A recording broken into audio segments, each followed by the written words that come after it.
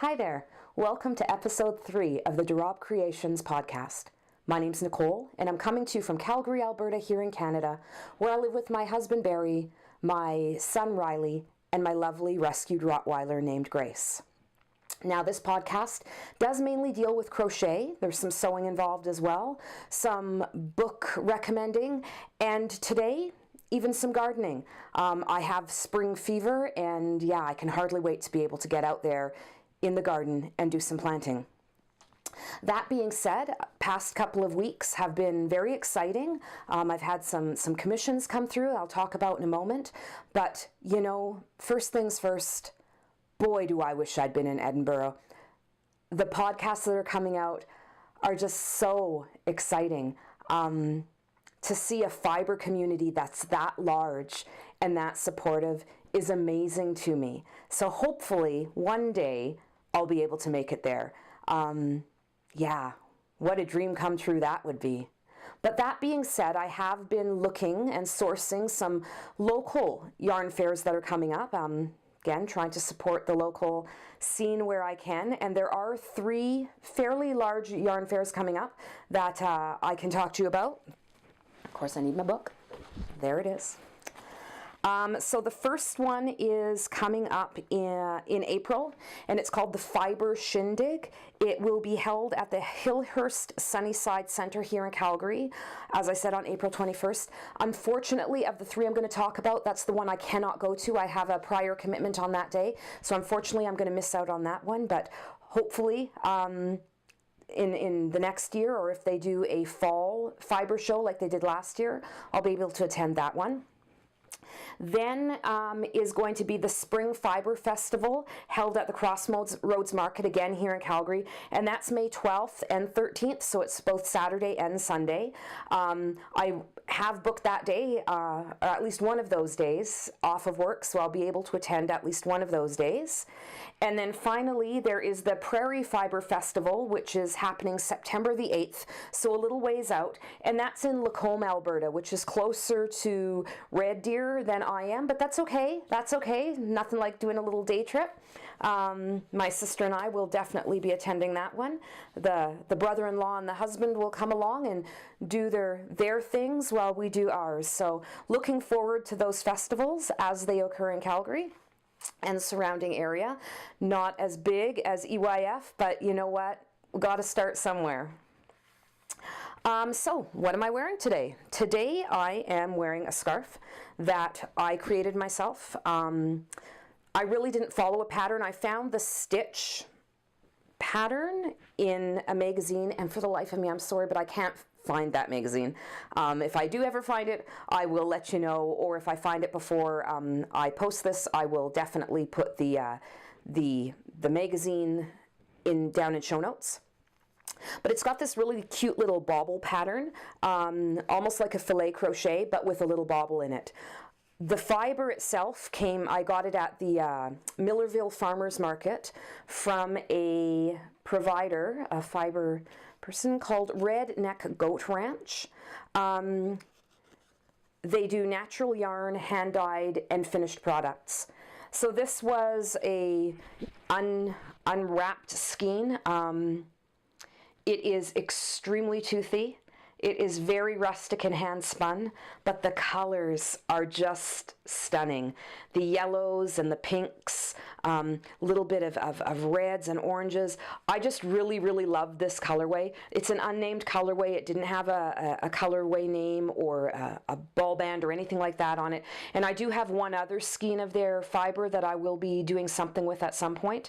Yeah, so quite toothy. I do find that it can be a little irritating, not something that I could ever do a sweater or anything out of, but I really love it. I love the color, and it's so much fun to know that the yarn that I was buying was grown, was raised, was shorn, the wool was shorn and washed and carded and spun and dyed all by one family farm. That is pretty incredible, and I'd like to be able to support more and more of that in my local Alberta region.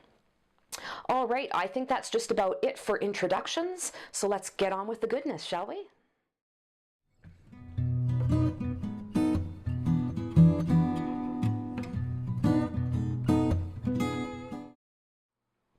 All right.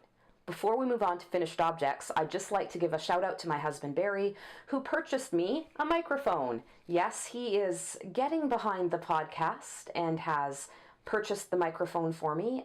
He is also working on some lighting, which will help not have to rely on the natural lighting. I was a little worried this morning because things are fairly overcast here in Calgary today, but seems to be working out all right. But it'll be nice when I have my lighting set up, and that way I can sort of take the podcast out and about throughout the house instead of having to just stay put in this one bright corner. So yes, thank you, Barry. I like my microphone. So on to some finished objects. Now, as I said in the previous segment, I did get a couple of commissions come through, and one of them was a fairly big commission. So on my Etsy page, I do have some baskets listed. These are them. They are done out of 100% cotton.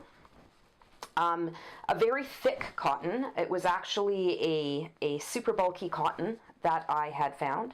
I do have them in a few different colors on the webpage. So I've got blue, I've got white, I've got gray, I've got a combo color. I have sold a few at local shows and whatnot. And my customer did see that those were on there, and she requested some baskets. However, she commissioned me to do colors that weren't there. So first I had to source some yarn. Easy, you might say. No, because of course they've discontinued the bulky cotton that I was using. So instead of using the bulky cotton, I just went with Bernat Handicraft cotton, held 3 strands together and did them that way, and got very, very close, if not exactly the same weight out of 3 strands held together. Now I do have to say, 3 strands held together, just like working with the original bulky weight cotton, oh, is it tough on the hands. It's really, really a workout for the hands. We get quite a few hand cramps and whatnot, have to take breaks, but the finished product is amazing. It's a tight enough gauge that you don't have to do anything. The baskets stand up on their own. They don't collapse. They make for great storage baskets. I personally think she might be using them as Easter baskets, just because of the colors she requested. So there was a light purple, a light pink, there was a navy blue, a gray, and a teal color. Now, those have already shipped out. I don't have those finished objects to show you. I did, however, post them on Instagram, so if you'd like to take a look at them in all of their bright spring color glory, please go ahead and check me out on Instagram. I'm Nicole_Rabe Creations on Instagram, and you'll be able to see them there. Follow me there as well. That would be great. So yeah, that was my really 5 finished objects for the week. Unfortunately, that was all I managed to finish in the past 2 weeks.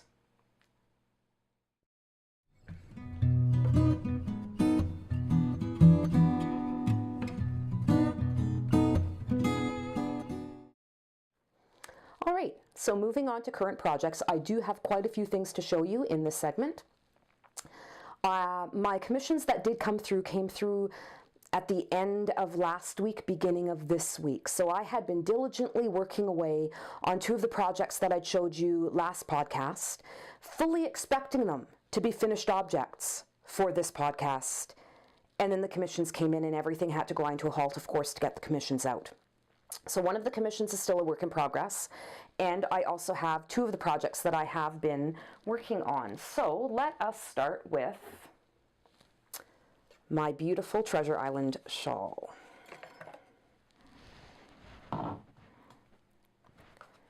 So once again, the yarn that I'm using for this shawl was dyed by a fairly local dyer. She's from Airdrie. Her company is called Polka Dot Creek. This colorway is called Pumpkin Patch, and she is an Etsy seller. So if you'd like to check out what she has available, just go on to Etsy to Polka Dot Creek, and you'll be able to find her fabulous yarns there. So this is the shawl that I talked about last time. So it is a pattern by Hannah Siegmund of the Cozy Cottage Crochet podcast. And I have made quite a bit of progress on it. When I showed it last time, it was about to there. So I had done the beginning, I had done the first little bit of lace work, and then kept on going. And as I said, I was diligently working away on this. I honestly expected it to be finished for this podcast, but commissions had to come first. So I continued going, got to the second set of lace, continued going, got to the middle section, which is here, and it's got sort of 2 lace sections in the middle, and now I have worked into decreases. So I am more than halfway through, not quite 3/4, but more than halfway through, and it's turning out to be quite large. Halfway through is definitely to my halfway wingspan. So it is turning out to be quite large, and this is completely unblocked so far. So I'm quite pleased with the size of this.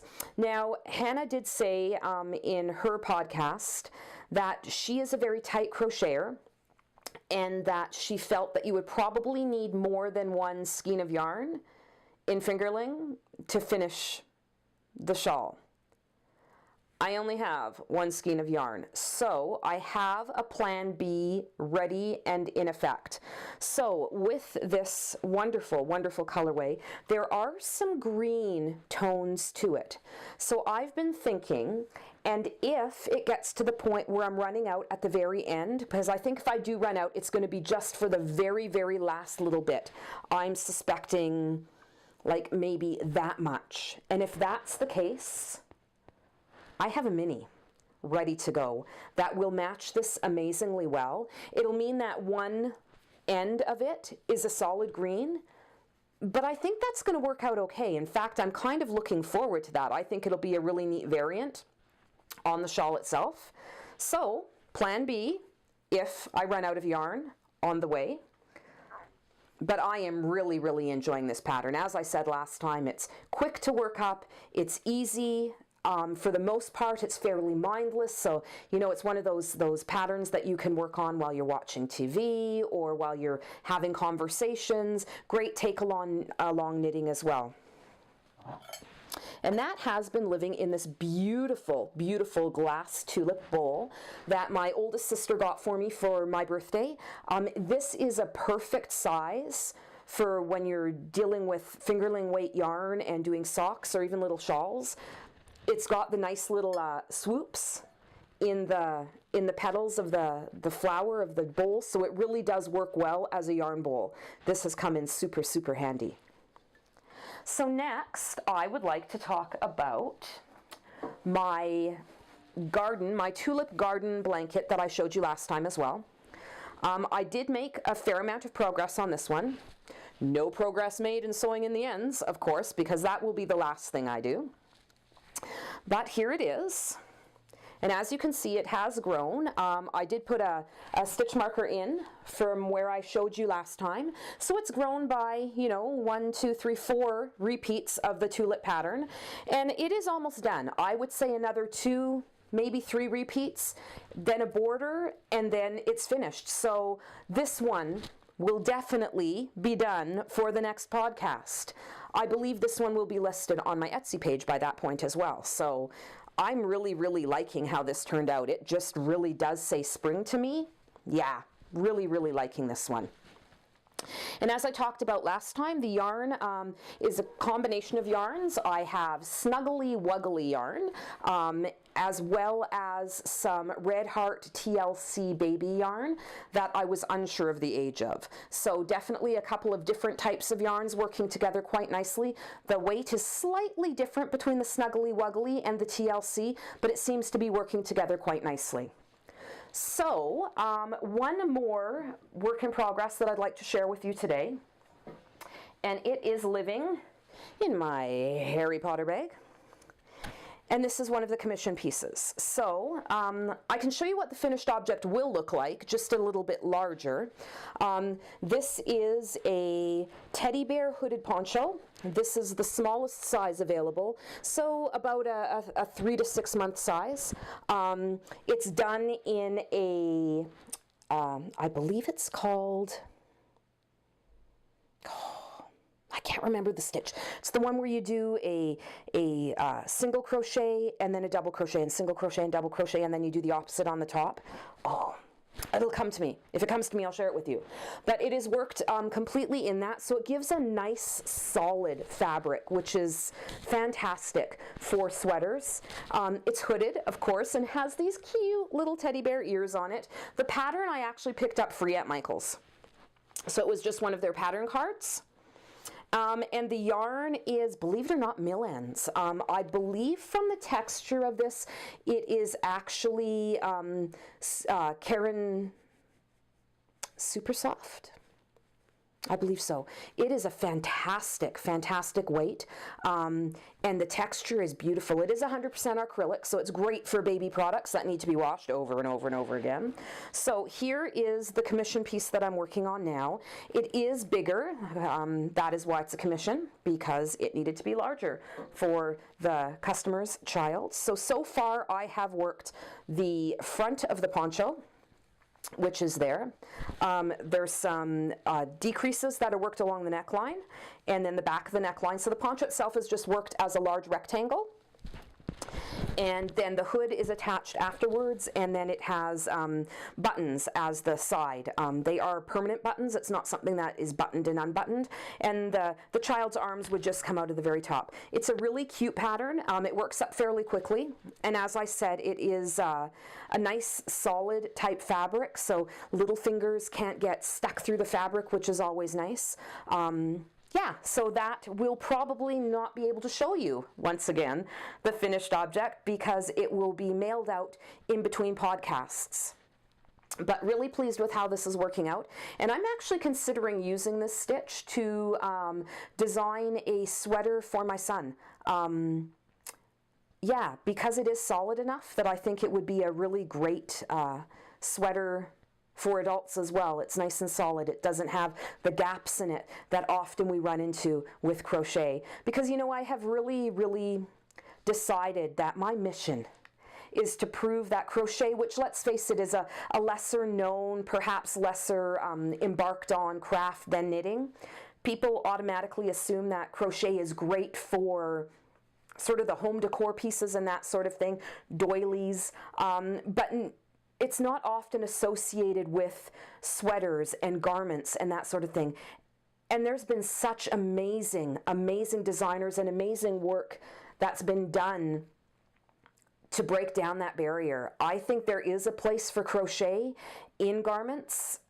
Obviously, we can make fabric out of crochet that's not wholly and open weave. We can make a closed weave fabric that's not terribly weighty, tends to be heavier than knit. I mean, if you knit a pair of socks and you knit or you crochet a pair of socks, even if you're using the same weight of yarn, the crochet socks come out as a bulkier option, but it can be done. The strides, that's the word, that have been made in the sock design in crochet have been amazing, and the same strides are being made in garments. So I'm gonna shout it from the mountaintops that crochet is a viable way to create wardrobe pieces. So yeah, that is my mission. Although I have, you know, tried to dabble in knitting, it's never worked out well. I am a crocheter at heart, and yeah, I would love to share my love, to let it spread to others so that they can also enjoy crochet. It's not just for making doilies and granny squares. Not that there's anything wrong with those things. I've made my fair share of doilies. I love a good granny square, but it is capable of so much more, and I would love to be able to share that with people who aren't already crocheters. So if you're one of those people who's on the fence about trying crochet, just do it. The possibilities are endless.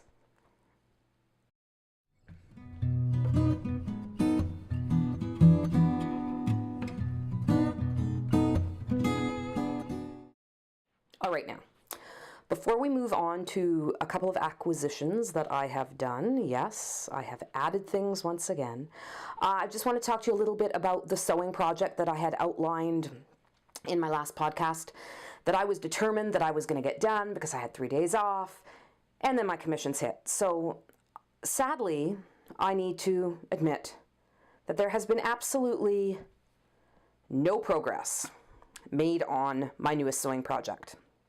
Hopefully that can be remedied for our next podcast. But yeah, once that commission, well, the double commission hit, I did have to sort of concentrate on those. A little bit of a timeline involved in commission work. So, you know, the wonderful things for me kind of have to wait a little bit longer. So hopefully I'll get some of that sewing done for next podcast and be able to share that with you. So on to acquisitions.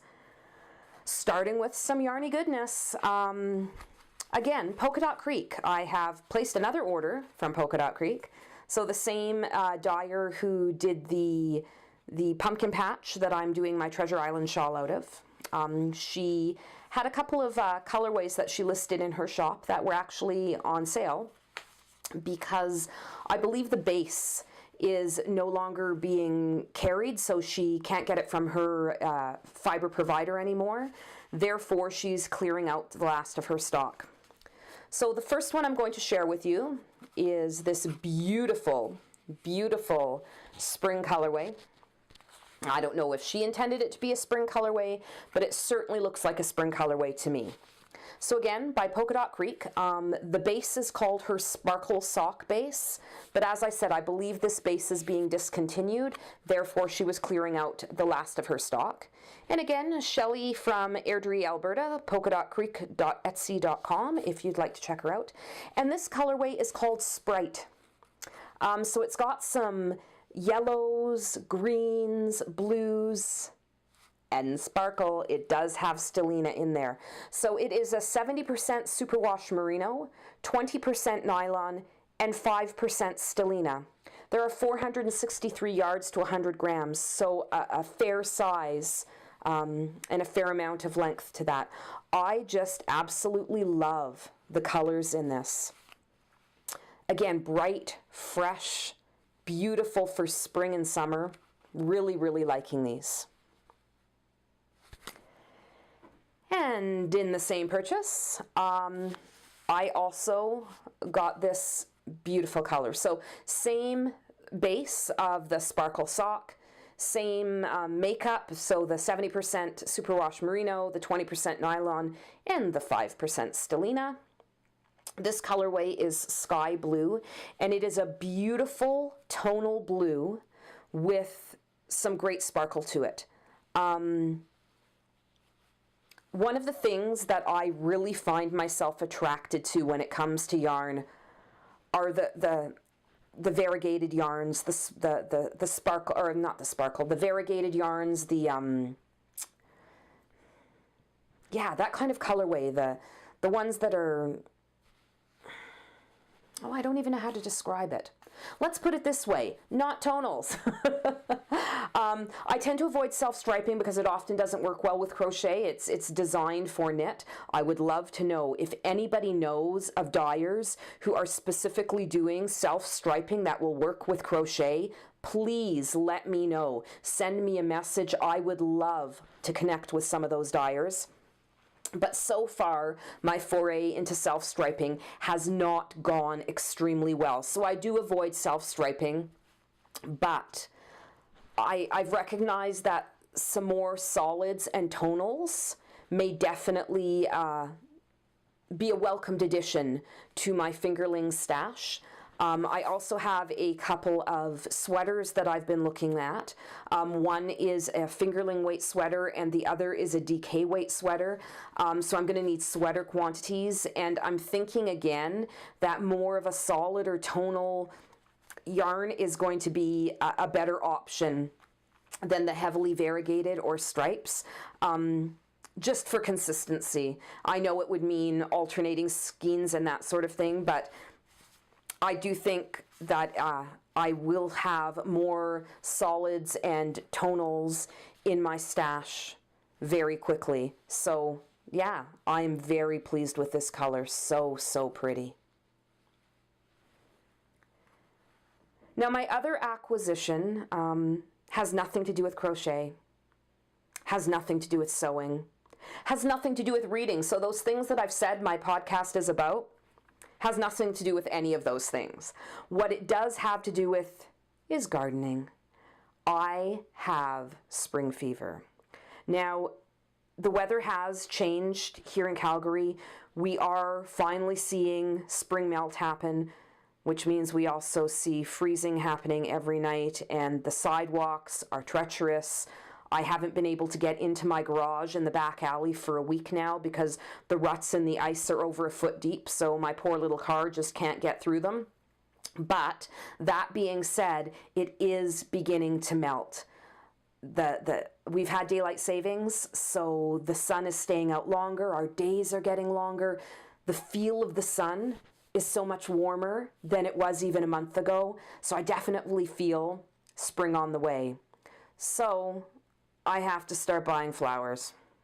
Now, I'll share a little bit with you. When I listen to all of the British podcasts that I listen to, because I listen to a lot of podcasts that come out of the UK, I honestly thought at one point that these people must live in a utopia of garden, because everybody talked about their gardens and every podcaster talked about having a garden. But then they showed their garden. They don't have gardens, they have backyards. So what they call a garden is what we call a backyard. When I talk about my garden, I mean garden. I mean flowers and plants and shrubs. And last year I planted blueberries and an apple tree, as well as choke cherries. So we've got some fruit producing coming up in the backyard this year, besides the rhubarb patch, which is the biggest rhubarb patch I have ever seen in my life. But that being said, I am in love with flowers. Lavender is one of my favorites. I plant lavender all over my yard. And at work, we were selling these little indoor flower kits. So it's an indoor garden kit that you start out the plants inside in these right here in the planter. It is sort of a waxed planter that allows you to use it, and then you can harden them off and plant the plants outside. So I got a lavender kit and I got a forget-me-not kit. So I am really, really thrilled to be able to start some seeds inside and see that sort of transfer to outside once the weather is nice enough. That is still months out, but that's okay. It's going to be a little bit of flower gardening happening a little early. I also purchased a bag of gladiola bulbs from the store yesterday. They are living down in my cold storage room for now until the frost is out of the ground, and I'll be putting those in as well. So can hardly wait to get out there in the garden and start digging in the dirt.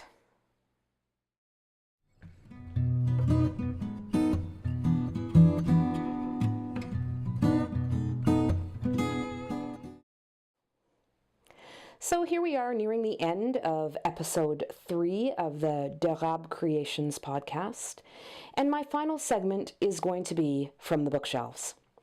And I have finished a new novel that I would love to share with you all. I found it to be amazing. So the novel itself is called The Fold, and the author's name is Peter Clines. Now I have read a previous book of Peter Clines called 14, and this book is almost a sequel to that book, but not really. So there's some repeating themes. However, either book can be read as a standalone, and you'll get just as much satisfaction out of reading it as a standalone as reading them in sequence. Sometimes I find it fun to read a book that you don't realize is an extension of a previous story, if only because you find those little snippets in the story where you go, oh, wait a minute, I remember that from the previous book. So that's kind of what this book did for me.